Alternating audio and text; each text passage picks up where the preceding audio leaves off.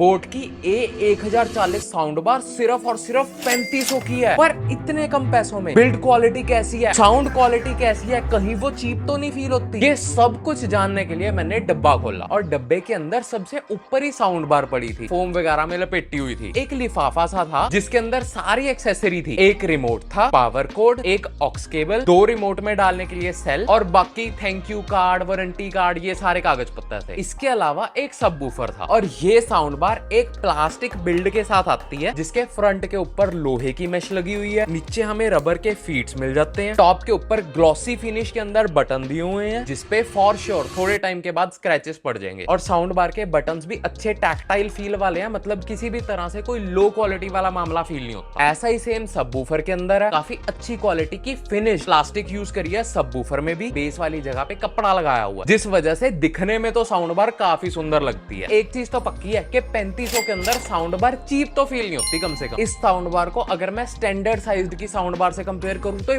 बहुत ही छोटी है। इसका सबवूफर भी बिल्कुल हाफ साइज का और साउंड बार तो आधे से भी छोटी है। इस साउंड बार की 50 वॉट की आउटपुट है, पर लाउडनेस के हिसाब से बिल्कुल भी नहीं लगता है 50 वॉट की है, क्योंकि ये जो 50 वॉट का आउटपुट है इसका वो पीक आउटपुट नहीं है, वो एक RMS आउटपुट है। आप RMS को ऐसे भी समझ सकते हो कि साउंड बार की रियल लाइफ परफॉर्मेंस, इसीलिए ये साउंड बार 50 वॉट से ज्यादा लाउड फील होती है। ये एक 2.1 चैनल साउंड बार है जिसके अंदर हमें 2 फ्रंट फायरिंग स्पीकर और एक सबवूफर मिलता है। साउंड को निकालने के लिए आपको 2-3 ऑप्शंस मिल जाते हैं। सबसे पहले तो इसमें ब्लूटूथ 5.3 की सपोर्ट मिलती है हमें, फिर एक HDMI ARC पोर्ट मिलता है जिसको ऑडियो रिटर्न चैनल कहते हैं। एंड मैंने टेस्ट करके देखा है कि ARC पोर्ट प्रॉपर्ली काम करता है। मैं टीवी के रिमोट से साउंड बार को ऑफ कर सकता हूँ, ऑन कर सकता हूँ, वॉल्यूम कम ज्यादा कर सकता हूँ। एक ऑक्स का पोर्ट, वो भी म्यूजिक सिस्टम वगैरह कनेक्ट करने के लिए, और एक USB का पोर्ट अगर सीधे ही गाने डाल के साउंड बार में चलाने हैं तो। और साउंड बार की फिटिंग का आपको सिर्फ एक ही ऑप्शन मिलता है, आपको इस साउंड बार को किसी टेबल या शेल्फ वगैरह पे रखना पड़ेगा इसके रबर के फीट्स के थ्रू, क्योंकि वॉल माउंट वगैरह और की कोई ऑप्शन नहीं दी हुई। टेबल पे रखने के बाद इस साउंड बार को आप डायरेक्टली पावर सप्लाई नहीं दे सकते, आप सबवूफर को डायरेक्टली पावर सप्लाई से कनेक्ट करोगे और सबवूफर से साउंड बार तक वायर जाएगी जो एंड में स्प्लिट होके 2 पिन्स बन जाते हैं, जिसमें से एक पॉइंट से सबवूफर कनेक्ट होता है और एक पॉइंट से साउंड बार को पावर सप्लाई मिलती है। इट मींस साउंड बार की फिटिंग इस हिसाब से करना का जो सबवूफर है वो साउंड बार के आसपास ही रहे, क्योंकि वायर की लेंथ इतनी ज्यादा नहीं है कि आप साउंड बार और सबवूफर को ज्यादा दूर दूर रख सको। तो जी साउंड बार डब्बे से निकाल ली, फिट कर ली, कनेक्ट भी कर ली, पर चलाने के लिए आपको एक रिमोट चाहिए ना। तो साउंड क्वालिटी से पहले रिमोट का भी सब बता देता हूँ। जब मैंने पहली बारी इस साउंड बार के रिमोट को अपने हाथ में पकड़ा, आई वॉज वेरी हैप्पी, क्योंकि काफी हैवी अच्छी बिल्ड क्वालिटी का रिमोट लगा मुझे। पर जब मैंने यूज करा ना, I was not so happy, क्योंकि रिमोट के अंदर हल्का सा इनपुट लैग है, और अगर हम साउंड बार की डायरेक्शन के अलावा हल्का सा भी इधर उधर रिमोट को करके कमांड दे दें तो साउंड बार कोई एक्शन ही नहीं लेती। एक और बड़ी अजीब चीज, साउंड बार के ऊपर सिर्फ एक LED मिलती है हमें, जिससे पता लगता है कि साउंड बार ऑन है या ऑफ है। पर अगर मैं आवाज कम ज्यादा करता हूँ, वो ब्लिंक तो होती है लाइट, पर मुझे पता ही नहीं कि मैं साउंड बार को कितनी वॉल्यूम पे यूज कर रहा हूँ। एटलीस्ट वॉल्यूम वाला डिस्प्ले मीटर तो दे दो यार। और यही वाली लाइट कभी कभी आंख में चुभने लग जाती है, क्योंकि काफी तिखी सी LED लगी हुई है। पर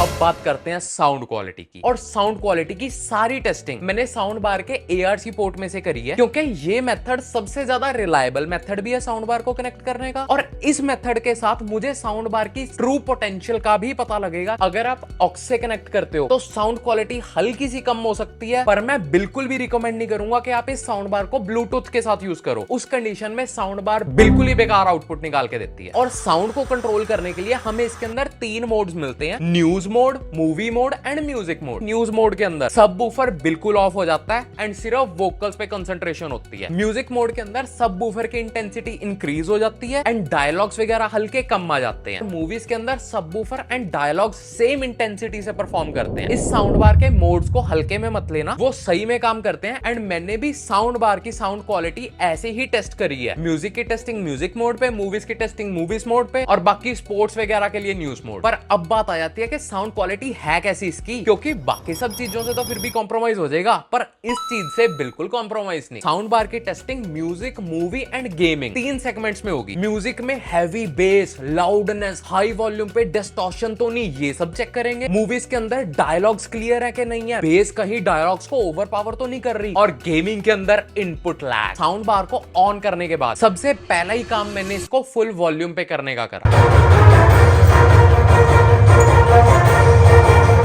भाई एक चीज है, साउंड बार के अंदर बिल्कुल भी डिस्टॉर्शन नहीं फील होती ऊंची आवाज पे भी। और साउंड बार लाउड तो काफी है, 65 इंचेस के साथ भी एक अपग्रेड प्रोवाइड करती है ये, क्योंकि सिर्फ आवाज ही ऊंची नहीं होती, उसके साथ साथ टीवी की फ्लैट आवाज के अंदर बेस भी ऐड हो जाती है। जब इस साउंड बार को आप ऊंचा चलाते हो आपको डिस्टॉर्शन नहीं मिलेगी, पर ये साउंड बार चीखने लग जाती है, बिल्कुल बेसुरी हो जाती है। तेरी दीवानी जैसे गानों के अंदर आप ज्यादा देर इस साउंड बार से सुन ही नहीं सकते, आपके कान दुखने लग जाएंगे। पर यही अगर आप करण औजला टाइप थोड़े कमर्शियल गाने ही सुनते हो, उन गानों के अंदर कोई प्रॉब्लम नहीं है, क्योंकि वही ऊंची पिच अच्छी लगने लग जाती है। और उसके साथ ही अगर मैं बेस की बात करूं तो साउंड बार में हमें बहुत अच्छी खासी मजेदार बेस मिलती है। जैसे करण औजला, परमीश वर्मा के गानों में वो थम्पी बेस होती है, उस बेस को तो ये साउंड बार एक बहुत एक्सपेंसिव साउंड बार जैसे डिलीवर करती है, फुल क्रिस्प मजेदार। क्योंकि इस साउंड बार में आपको भर भर के अपर बेस मिल रही है, और अपर बेस वो होती है जो आपके कानों को सुनाई देती है, वो थंप, वो दग दग वाली बेस, वो बेस इसमें भर भर के है। लेकिन यही चीज नेगेटिव हो जाती है अगर हम तेरी दीवानी जैसे गाने सुनते हैं, क्योंकि उन गानों के अंदर हमें लोअर बेस और मिडल बेस का कॉम्बिनेशन चाहिए। अब वो दोनों क्या चीज है, ये वाली बेस हमें सुनाई नहीं देती, हमारे कानों को फील नहीं होती, पर हमारी बॉडी को फील होती है, वो पैरों से वाइब्रेशन आती है, वो जो स्लो के बाद ऊपर उठती है वो होती है लोअर बेस और मिडल बेस, जिसके बाद ही अपर बेस का असली आनंद आता है। ऐसे गानों के अंदर ना बहुत सारे इंस्ट्रूमेंट्स होते हैं, इस साउंड बार के फुल वॉल्यूम के अंदर ये इंस्ट्रूमेंट्स को भी मिक्स कर देता है। अगर ऐसे स्लो रोमांटिक टाइप्स गाने सुनने हैं, ये साउंड बार की साउंड क्वालिटी आपको बिल्कुल अच्छी नहीं लगेगी। पर अगर करण औजला, परमीश वर्मा जैसे कमर्शियल गाने सुनने हैं जिसमें भर भर के अपर बेस हो, प्रॉपर बूम बूम बजता हो, हाई वॉल्यूम पे इंस्ट्रूमेंट्स सुनने का कोई चक्कर ही ना हो, ऐसे लोगों को इस साउंड बार से म्यूजिक सुन के मजा आ जाएगा। पर साउंड बार को सिर्फ गाने सुनने के लिए थोड़ा ना लोगे, मूवीज भी तो देखोगे उसमें। मैं ऐसे नहीं कह सकता जो बेस है वो डायलॉग्स को बिल्कुल ही ओवरपावर कर रही है, पर डायलॉग्स में हल्की सी फीलिंग बेस की आती है, जिस वजह से वो थोड़ी सी वाइब्रेशन आती है। ध्यान से सुनना।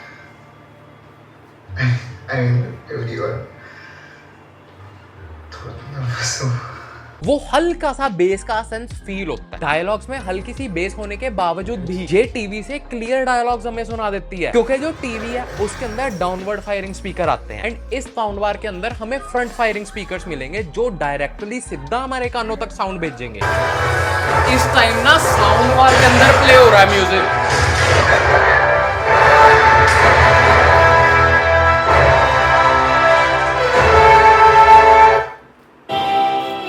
ये 65 इंचेस के टीवी की आवाज है, तो वो एक्सपीरियंस ऑलवेज बेटर होगा एक टीवी से। जब मैंने एक रेन वाला सीन चलाया तो आई रियलाइज्ड वन थिंग कि इसके जो दोनों स्पीकर्स हैं वो इकट्ठे नहीं चलते हैं, and that's a very good thing. Right and left वाला स्पीकर्स अलग अलग चलते हैं, कई बारी हमें मूवमेंट राइट में सुनाई देती है एंड कई बारी हमें मूवमेंट लेफ्ट में सुनाई देती है, जो कि एक अच्छा इमर्सिव एक्सपीरियंस बनाने में काफी हेल्प करता है। और अगर आपकी सिटिंग पोजीशन बिल्कुल ऑप्टिमाइज्ड है साउंड बार से, तो आपको वो काफी अच्छा रेन का साउंड इफेक्ट वगैरह वो भी फील हो सकता है। मैं ये नहीं कह सकता कि वो एक एक बूंद की फीलिंग आती है, पर ये चीज 3500 में मांगना तो एक गुनाह है भाई। ओवरऑल डायलॉग्स में हल्की सी बेस के अलावा I do like the experience, और गेमिंग करते टाइम मेन फोकस मेरा होता है इनपुट लैग के ऊपर, एंड जैसे कि इसमें एक ARC पोर्ट है तो इनपुट लैग वैसे ही नहीं होगा, एंड मेरी टेस्टिंग के अंदर मुझे भी देखने को नहीं मिला कि कोई इनपुट लैग है। उसके अलावा गेम्स के अंदर ज्यादातर एक अपर बेस का यूज किया जाता है जब कोई भी वेपन वगैरह यूज करते हैं, और अपर बेस तो इस साउंड बार के अंदर भर भर के डाल रखी है, तो गेमिंग करके फुल मजा आता है। लेकिन आपको ये साउंड बार लेनी चाहिए या नहीं लेनी चाहिए, उससे पहले कॉन्स तो बता दूं। सबसे पहला तो यही है कि इस साउंड बार के ऊपर कोई भी डिस्प्ले नहीं है, जिसकी वजह से मुझे खुद मैन्युअली काउंट करना पड़ता है कि 15 पॉइंट्स में से कितने नंबर पे वॉल्यूम हम चला रहे हैं। यही सेम चीज ट्रैवल और बेस कम ज्यादा करते हुए भी है, पर शुक्र है मोड्स के अंदर इन्होंने अलग अलग लाइटें दे रखी हैं, blue light for Bluetooth, green light for aux and purple light for HDMI। और वही वाली जो लाइट है वो टीवी देखते हुए थोड़ी सी आंख में पड़ती है क्योंकि ब्राइट ज्यादा है लाइट। इसके अलावा रिमोट का जो वो हल्का सा इनपुट लैग वगैरह वो मैंने आपको बता ही दिया है, और साउंड क्वालिटी में वो अपर बेस, लोअर बेस, वो सारा कुछ आपको समझ आ ही गया होगा। पर क्वेश्चन यही कि ये साउंड बार खरीदनी चाहिए या छोड़नी। तो देखो भाई, अगर आपको कोई छोटे टीवी 32 इंच 43 इंच टीवी के साथ ये कनेक्ट करनी है तो आपको बढ़िया बिल्ड क्वालिटी मिल जाती है, गुड लाउडनेस मिल जाएगी, और टीवी के अंदर बेस भी मिल जाएगी। तो मैं कहूंगा छोटे टीवी के साथ तो ये वैल्यू फॉर मनी है ही, पर अगर आप इसको किसी बड़े टीवी